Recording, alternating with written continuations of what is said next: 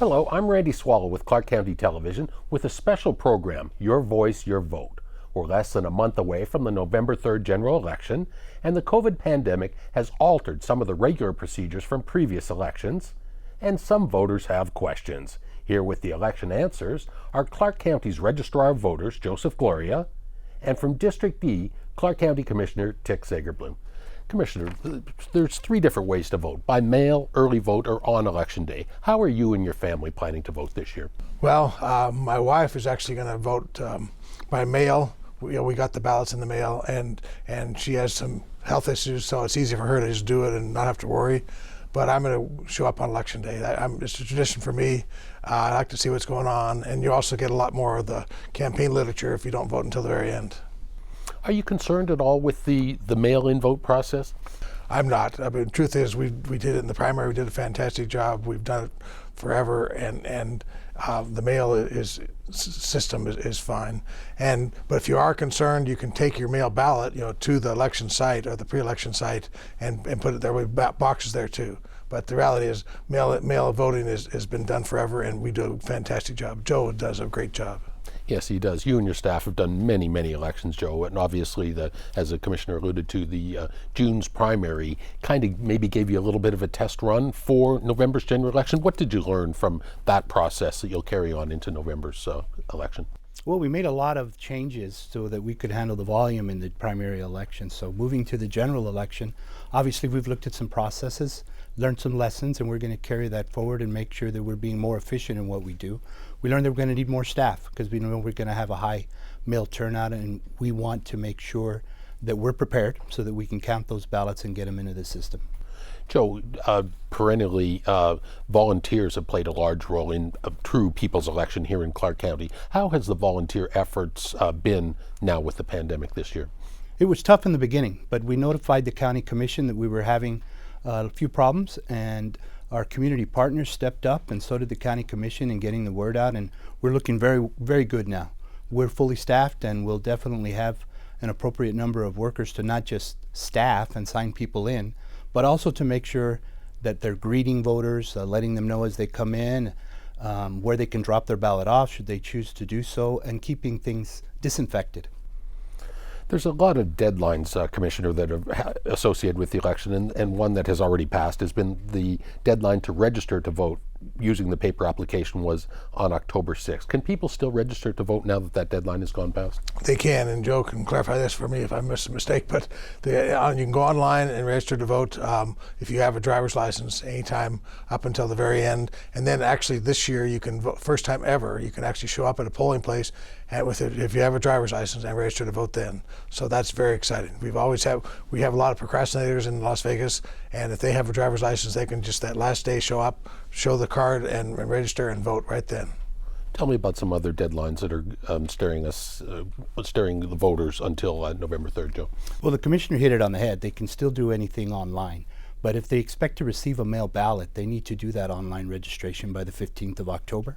Any online registration starting the 16th, they would have to vote in person. So have a Nevada driver's license, Nevada ID, go online. You can make changes or register anew. And as the commissioner mentioned, SDR is a very exciting thing. We've improved access to all voters in Clark County as a result of the 2019 change. So show up in person if you're not registered, and we'll get you registered and get you a ballot. And what if somebody doesn't receive a ballot? If they haven't received their ballot by October 17th, they should contact our office directly at 702-455-VOTE. They can also get information on our website, clarkcountynv.gov/vote, but contact our office directly. We're the ones who can help you and fix that situation. Early voting has always been here and been very popular in Clark County, Commissioner. When does early voting begin, and where should people go to vote in your district? I don't know the exact sites in my district, but you can realize in early voting you can vote anywhere. How many sites are there, Joe? There's going to be a total of 48 sites over the 14 days on various days. So 48 sites during the early voting, moving around, and 125 sites on election day. And you can find those sites on our county website. But again, Las Vegas is so special because you can, if you live in Wappa Valley, you can vote in Sandy Valley. You can vote all over the county. Any voting site is good for whatever your precinct is. Which you used to have to vote in your precinct, that's no longer the case. Very important. That's a good point to make. It doesn't matter where you show up, whether it's early voting or election day, your ballot will be available. It's bottom line right there. Joe, unlike many previous elections, there's a good chance that some close races might not be decided on the evening of November 3rd or November 4th. Explain why. Well, on election night, as a result of us doing all mail, we can't get everything or the majority of everything into the system and counted for unofficial. We also have provisional ballots that are going to be cast during early voting and on election day. Those also cannot be counted into the system until we verified that they were eligible and that they haven't voted in another location.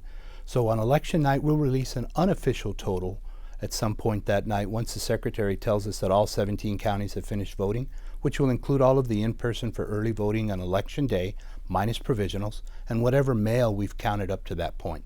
But we'll be counting all the way through the 12th of November, if need be. So there will be new numbers coming out basically on a daily basis then? We will probably start making daily reports starting the Thursday after the election. It would be November 5th. And we want to be as transparent as possible.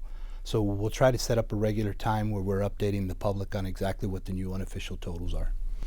But if you received a mail ballot, if you want to fill that out and put it in the mail that day, the election day, it has to be counted. So even though they won't get it for a few more days, if you put it in the mailbox or give it to the mailman or put it somewhere, as long as it's postmarked on election day, it's valid.